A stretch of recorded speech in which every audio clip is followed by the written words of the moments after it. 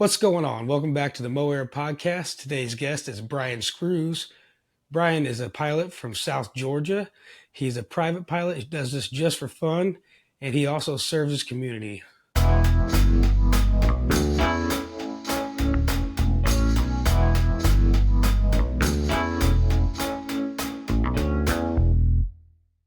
All right, Brian, go ahead and introduce yourself. Yeah, man. Just got to start by saying thank you so much for the invitation to be on the podcast. Thanks for coming. Yeah, man. On my ride to work every day. I do a lot of listening to podcasts and always looking for something aviation related. So to be on the other end of it and to be able to share my story, I'm stoked about it. Hey, man, But that's what I did this for. yeah, it's just cool to share the story. And really, man, my introduction that you gave me is really sums it up. I'm just a general aviation. I like to try to specialize, I guess, in the backcountry side of aviation. Been doing that for a couple of years, and I literally fly just for the fun of it. It's all about adventure and making memories. And to me, I'm lucky enough to be able to use aviation just for that. So Man, I'm you're living excited. the life, buddy. You're living the life. Hey, we haven't made. We've got a great playground in the area for us to be able to use for backcountry aviation. So I'm definitely fortunate to be, here in the area of Georgia where it's got a good playground for us. Yeah, and you got a great plane for it too, which we'll get into here in a little bit. Yeah, But man. before we do, let's start out with what got you started in aviation. Like, were you a little kid seeing airplanes flying, or was this an adult adventure for you? Yeah, brother. That's really it. Is I kind of in our area, we've got several small general aviation airports around. So always just been mesmerized by aviation. And even when I got my driver's license, I can remember going to little airports and just sitting, waiting for an airplane to come in and land and take off. Just Yeah. fascinated by it. But I kind of had the opinion, and I think a lot of people do, that airplanes and aviation is just for the rich and famous. Yes, sir. That's And what everybody thinks. yeah, it's like you feel like you have to be a doctor or a lawyer, or you think that fancy jets that's like parked out here at the ramp, you think that's what aviation is. But oddly enough, man, I I had a friend that knew I was interested in aviation, and he put me in touch with a guy he's been in some of my videos, but his name's Barry, one of my best friends in life now through aviation. But somebody put me in touch with him and said, "Hey, you need to call Barry. He's from around here. He's got an airplane. He's got his pilot's license." And so I reached out to him, and I thought, I don't know, do I address him as doctor or your royalty? What do I do? But oddly enough, when I talked to him, man, he was a lineman for the local EMC, the power company. And Yeah. after I talked with him, I went, wait a second. If the lineman from the local EMC can figure out how to fly an airplane and afford it, surely I can figure this out. So that's, man, when I jumped in, I actually flew with him, and that just kind of lit the fire, and it was on from there. That's awesome. So you mentioned your videos that you do. I forgot to mention in the opening that a lot of you might know Brian already from his online presence on YouTube. He does One Aviate, and it's also under Brian Screws. He flies a lot of backcountry stuff. You'll see him washing the tires out there in the river a couple times. Yeah. Yeah, yeah, that's pretty cool stuff, man. So, how did you get into the social media side of aviation? I think really and truly, and maybe it sounds stereotypical to say it, but I'm not this guy that's trying to make an online presence because I want to quit my day job and be a full-time YouTuber. I have zero interest in that, mostly because I actually really love what I do for a living. But when I was going through my experience and getting my pilot's license and getting my feet wet in aviation, it was the same guys that a lot of your listeners probably watched online too, that really kept me inspired and kept me going, whether it was back in the day, Trent Palmer or Corey Robinson or Jonas Marcinko or whatever. Those guys, me watching their videos, kept me inspired and kept me hungry and like, man, I want some more of this. And Yeah, slowly but surely, I started just kind of contributing my own little way to it. And then I think probably the flip side of that is I actually enjoy the creation of the video. So where a lot of guys nowadays are paying people to edit their footage, and I'm not knocking that, but to me, I actually still enjoy the video editing. I'm going to tag it to like Cletus McFarland, who's multi-million subscribers, just killing it on YouTube, but he still edits his own videos. And Right. I'm kind of akin to that, meaning that I still enjoy the process. Now, I'm not saying I'm a pro at it. I'm still pretty amateur. You can watch my videos and go, Uh, that was a little cheesy. But it's just the art of trying to figure it out and put it all together that, man, I man, just enjoy the process. I feel that 100% because I just started this podcast back in July. So Right. I'm still real new and trying to learn how all this stuff works. And I've messed up a couple times. I've had to redo an entire podcast with the Fly Oz guy because none Oh, of it was on audio. It was terrible. But yeah. yeah, I do. I like to edit my own stuff too, just because it's like you kind of get to relive the moment, you know? It's kind of Yeah. cool. Yeah. Yeah. And I think about the moments in the video that I really want to impress upon you.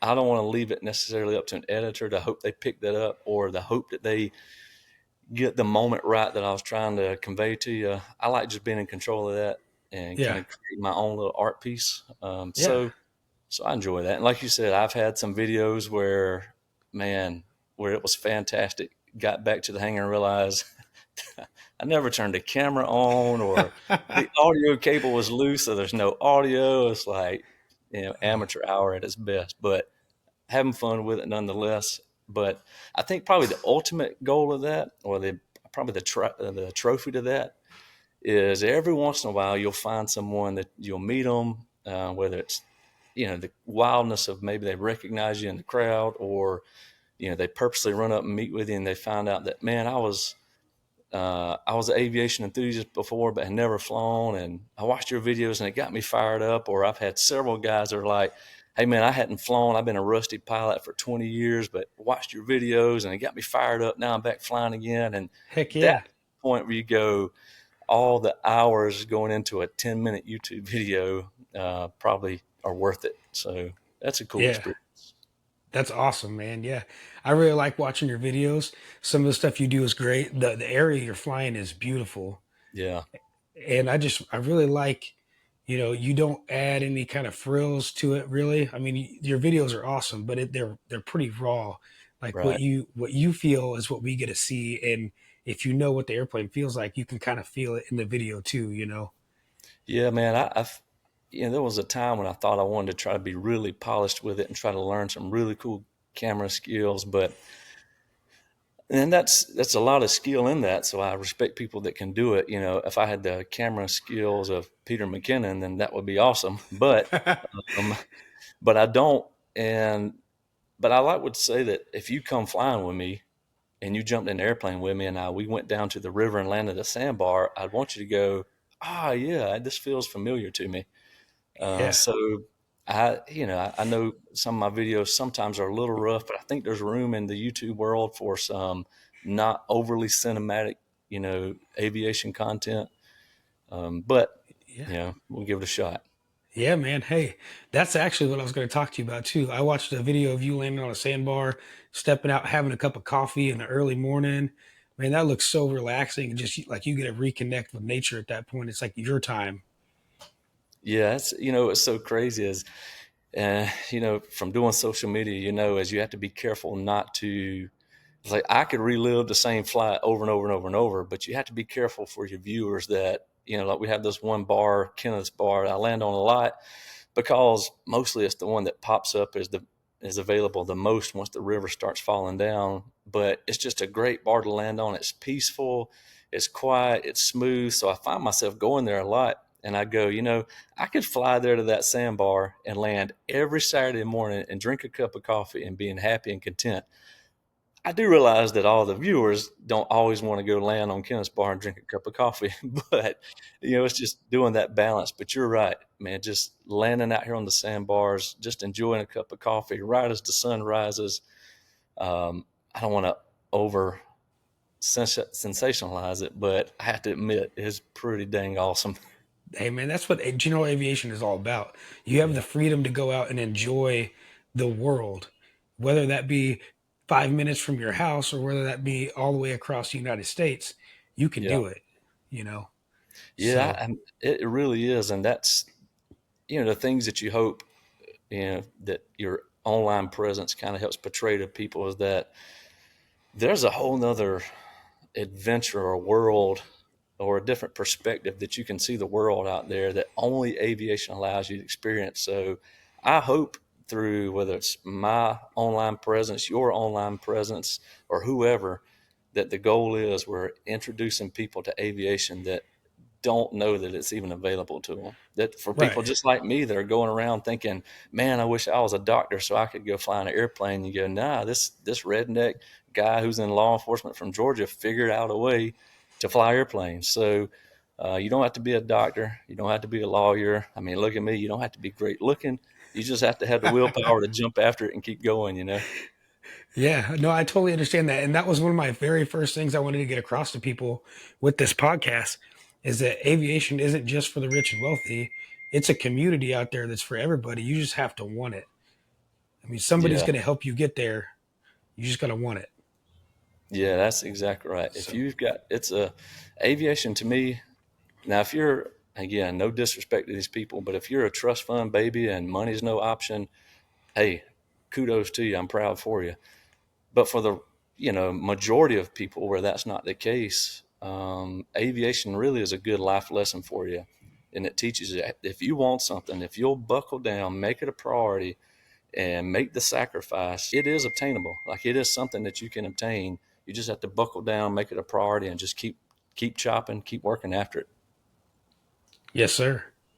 Yeah, I totally agree with that. I'm gonna get So fired up here you in a were second. getting Sermon. do what? I'm gonna get fired up here in a second. Your aviation sermon.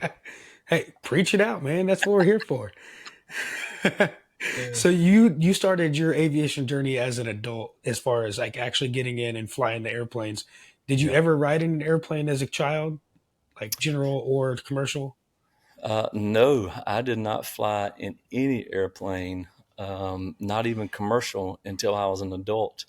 And the irony of my aviation story is Barry, my buddy who kind of helped me get into aviation, the lineman from the EMC. I took my first general aviation airplane ride with him, and probably a year later, year and a half later, I had got my pilot's license and was looking for an airplane.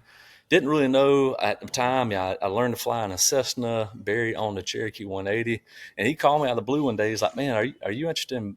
Have you thought about buying an airplane?" I was like, "Man, I would love to if I could find one that I could afford." And he said, "Well, funny enough, I think I'm going to sell my airplane."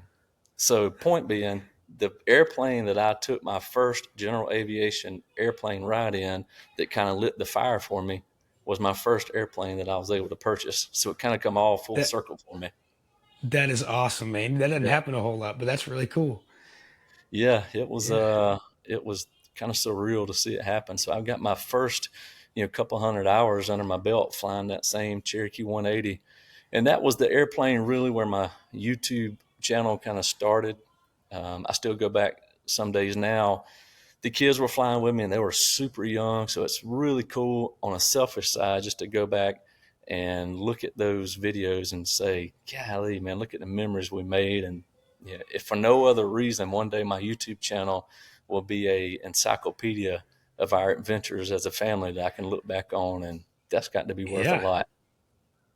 Yeah. And your kids can look back on it too and remember those good times, core memories they made with dad, you know? Yeah. Yeah. Yeah. I hope so. That's all.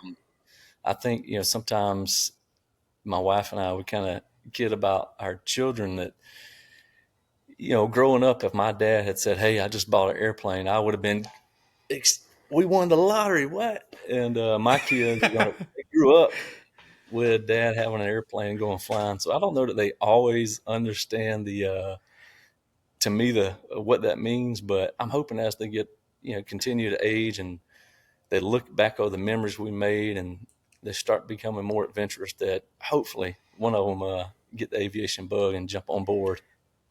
Yeah, that's the dream, man. Just pass it Yeah, along. yeah. So you got your private license as an adult about a year after you took your first flight. What was there any time during your private license where you struggled or you thought maybe I don't know how I'm going to get through this, whether it money wise or whether it be like knowledge wise or skill wise? Yeah, really right out the gate, that's the first thing I had to figure out. I always pick with people, and even in some of my videos, that I probably should have thought about my career choice. If I'd known I wanted to be a pilot, maybe that would have changed my career choice. But I do say that just joking because I have no regrets about the career path that I took. But really, man, right out the gate, that was the first thing I had to come up with because, my wife and I were pretty young. We had young children at home, and I was still in law enforcement, which, you don't get into law enforcement to get rich. No, So sir. that was the biggest hurdle right out of the gate was, how do we fund this? And one thing that I'm very fortunate to have, that not all pilots have, is I do have a very supportive wife. So she knew that it was something that I was real passionate about, and she could see that it was a fire in my eyes that was burning. So she helped me buckle down. We made the sacrifices, and we, managed to bust through the cost of flight school and get that under our belts. So that was really the first hurdle, was just sitting down, looking at it, going, all right, I need, 10 grand set aside, or an ability to pay for that, not for medical expenses, not for a house, not for cars, not for your daily expenses, but I want to come up with this on the side as a hobby to jump into. And as crazy as it seemed at the time, we buckled down and made it happen. So That's that, awesome. yeah, man, that's why I say is, and I tell people all the time that are interested in learning to fly, is it is obtainable. Now I get it. If you're like me, you're gonna have to make sacrifices to do it, right? I drive a pickup truck that's got 155,000 miles on it. Whereas some of my buddies maybe are driving around in brand new Z71s. I've got a high Yep. mileage clunker over here, but I've decided to pour my finances into my hobby and something that we can make memories out of. So, it's just all about making your priorities and buckling down and just fighting for it, making it happen. Yeah. Yeah, that makes sense, man. I like that. So after you got your license, you got that Cherokee 180 Yep. and you flew that around, got a bunch of hours in it, flew your family around. What was one of the your most favorite trips you took in that 180 with your family? Oh man, one that sticks out the most is actually a common trip that we took, because my wife and I used to have this kind of annual thing. Her birthday is in June, so we used to have this annual thing where just she and I flew down to Destin for the weekend.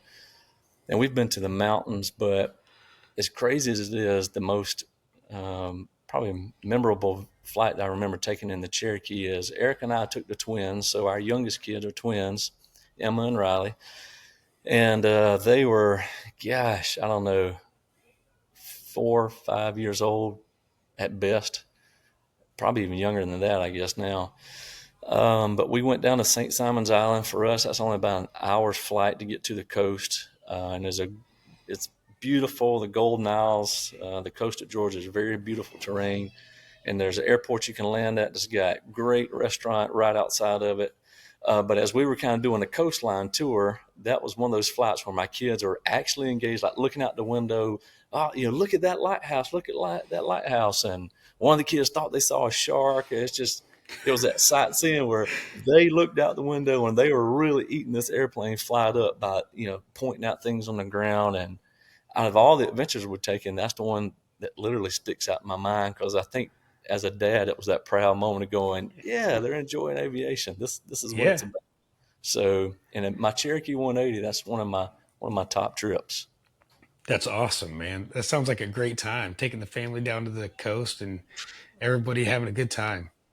Yeah, I'm telling you, aviation affords you the ability to make memories that you could not make any other way. And I know the guy that has the camper is going to say that about his camper, and the guy that's in the horses is going to say that about his horses. I get that. But truly, there's such a small population of people that take advantage of aviation, that you truly, when you expose your family to that or make memories surrounded by aviation, I mean, you truly are making memories with them that not many people get to experience. Yeah, you're 100% right with that. That's crazy. After you got rid of the 180, is that when you moved over to the Citabria? No, so it was actually an airplane in the middle. Okay. Yeah, it was kind of twofold why I got rid of the Cherokee 180.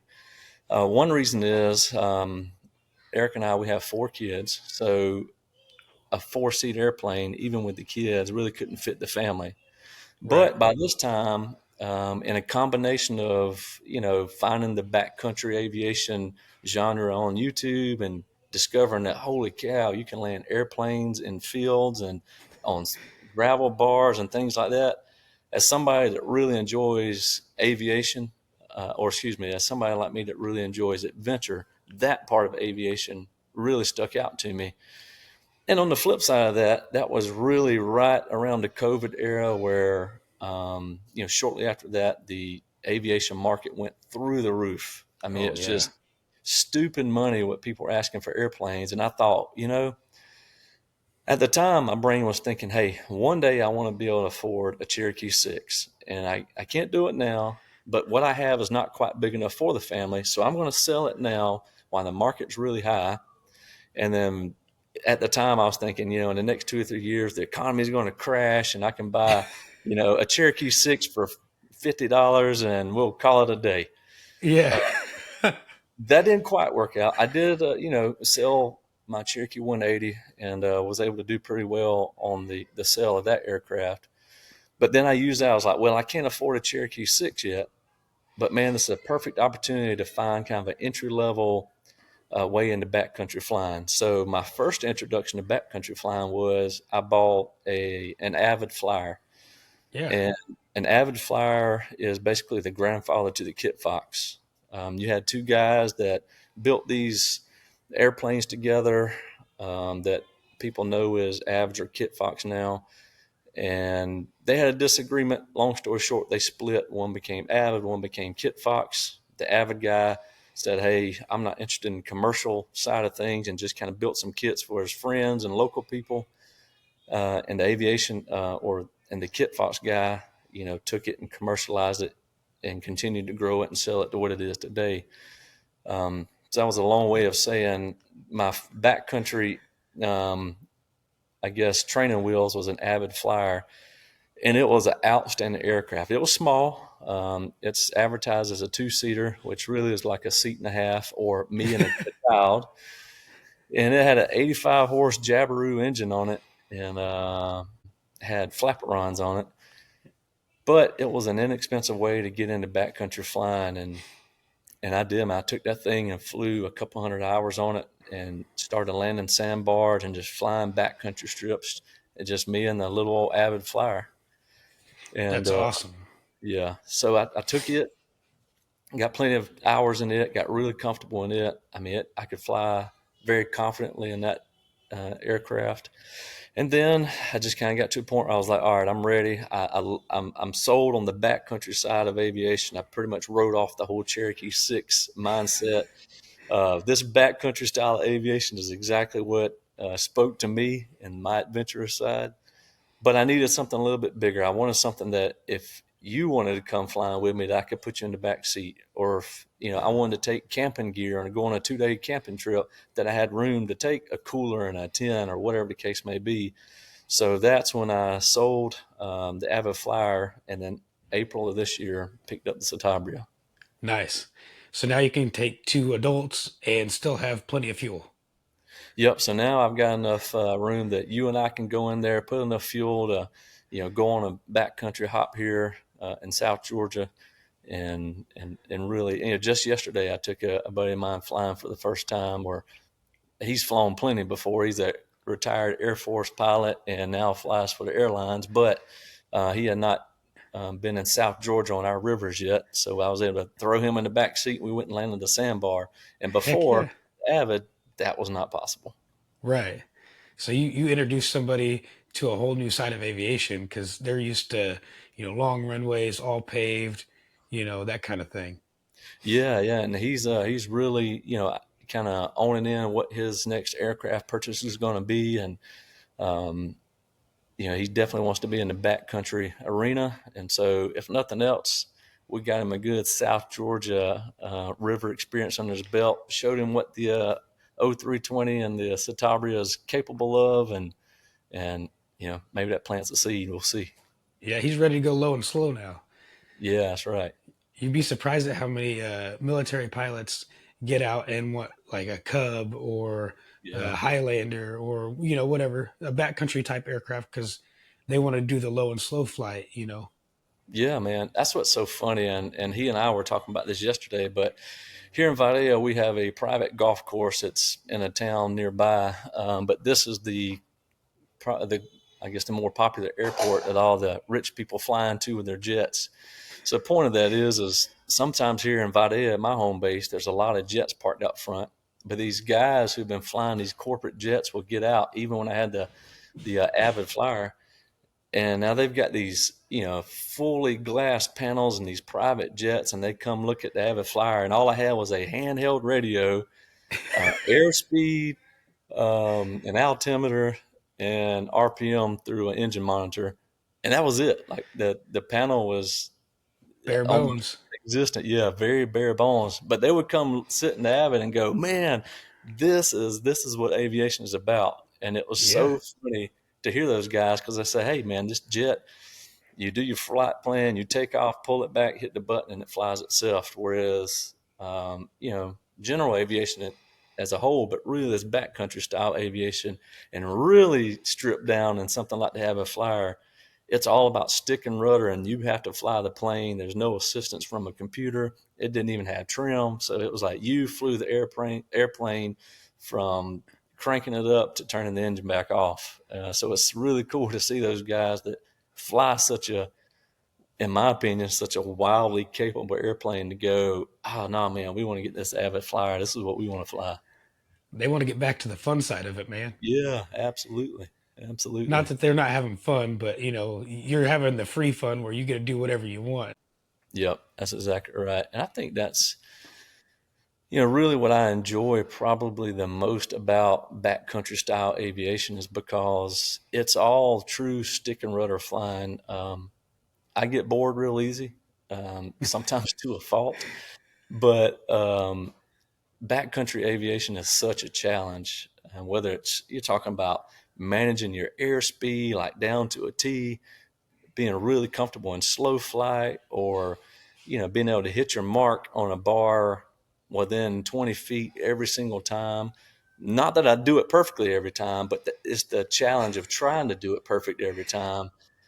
And I Right. think, for a lot of guys like me, I think that's what is so appealing about backcountry aviation is it's such a challenge every time you fly, just to try to better your skill, try to dial it in, own it in, and be the best pilot you can be. And so that challenge in and of itself is almost addictive. Yeah. No, I hear you there, man. You're definitely living the life. The dream most people have when they first get started in aviation is, oh, I want to go fly in the airlines. I want to do this. But I feel like as we grow, we really just want to get back to the basics and we want to get out there and have fun. We want to take our family on trips. We want to enjoy it, make memories. So you're living that dream and I'm glad that you're sharing with people that it's not unattainable for people. You got to put the work in, you got to make sacrifices, but it's pretty attainable for anybody. There's a plane out there that you can probably afford if you made some sacrifices. Yeah, it definitely is, man. And, it's all about one of the comforting things about aviation. When you start first getting into it and saying, hey, I'm going to become a private pilot, I want to get my feet wet, I'm starting my journey tomorrow, and you take your first flight lesson, it doesn't take you but about 10 minutes to realize that safety is something that is preached over and over and over in the aviation community. So, really and truly, in my type of flying, that's really what you're looking for is a good, safe, reliable aircraft. Now, get it. I mean, if you're a guy like me, you're not going to fly around with a glass panel. I've got steam gauges in the Citabria, but it legit fits my mission. It has everything I needed. Now, if I win the lottery one day and I, put a autopilot in here, or it gets some glass in it, that would be awesome. But unless I win the lottery, probably not going to see a glass Garmin panel in the Citabria. But it's Hey, still that'd very be kind of cool. yeah, yeah, yeah. But it's still very capable, just like it sits today, to get you out there, get you flying, get you safely flying, and just living an absolute life of adventure. It's easily, well, let's back up. I won't say it's easily obtainable. It is obtainable if you're just There you willing go. to buckle down and make the sacrifice and make it work. And truthfully, man, it's a lot of things in life.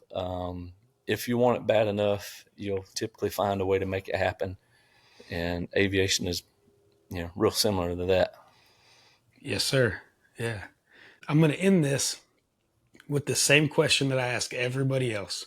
Okay. And that is, if money was no factor, so you did hit the lottery and you had all this money that you could spend on whatever you wanted, which airplane would you buy for personal use and why?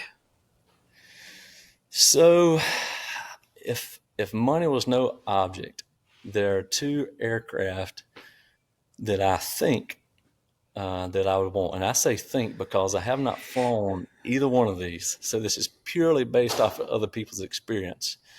Um, but if I get a chance to fly it, I'll have to check back in with you and tell you what I think. But There you from go. the outside looking in, I think Patriot Aircraft is building an excellent program. I think they're out of Alabama, but I think they build a phenomenal backcountry aircraft just from the specs and the people I've talked to that have flown it. It's got the size you want, it's capable of the mission that you want, and it's a good looking aircraft. And then obviously the flip side, number two, a close end of that too, is the Legend Cub. We all know that Trent Palmer just built this Legend Cub, and it looks and fits the bill.